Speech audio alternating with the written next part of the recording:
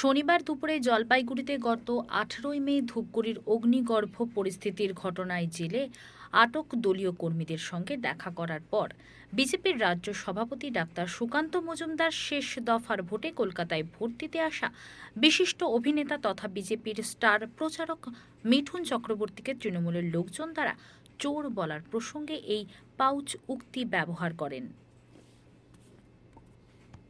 গ্রেফতার করা হয়েছে এইভাবে পুলিশ প্রশাসন বিশেষ করে ধূপগুড়িতে এই জেলার অ্যাডিশনাল এসপি এবং ধূপগুড়ি থানার আইসি এদের নেতৃত্বে এই ঘটনাকে কেন্দ্র করে বিজেপির কর্মী সমর্থকদেরকে গ্রেফতার করা হচ্ছে এবং গ্রেফতার করার ভয় দেখিয়ে টাকাও তোলা হচ্ছে। এমনি গোটা বছর এরা বালি মাটি ট্রাক ধরে পয়সা কামানো এদের উপরে, এবং এদের বিরুদ্ধে আমরা আগামী দিনে এদের নামগুলো আমরা ডায়েরিতে লিখে রাখছি।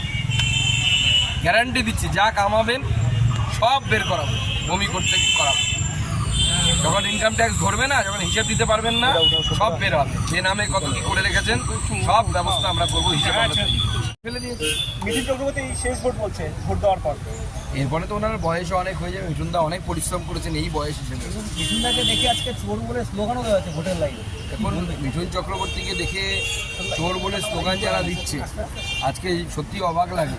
তাদের পেটে আদৌ বিদ্যা বুদ্ধি বলে কিছু আছে নাকি তৃণমূলের 28 টাকার পাউচ প্যাক আছে?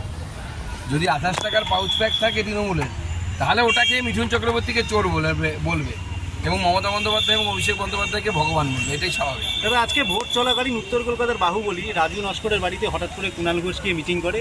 তার কিছুক্ষণ পরে সুদীপ বন্দ্যোপাধ্যায় নিজে সেখানে চলে যায় এবং সেটা নিয়ে একটা জল্পনা তৈরি হয়েছে। ওকে কি নিষ্ক্রিয় থেকে সক্রিয় নাকি সক্রিয় থেকে নিষ্ক্রিয় করতে কুণাল ঘোষ গিয়েছে? দেখুন, সবথেকে বড় কথা অপরাধী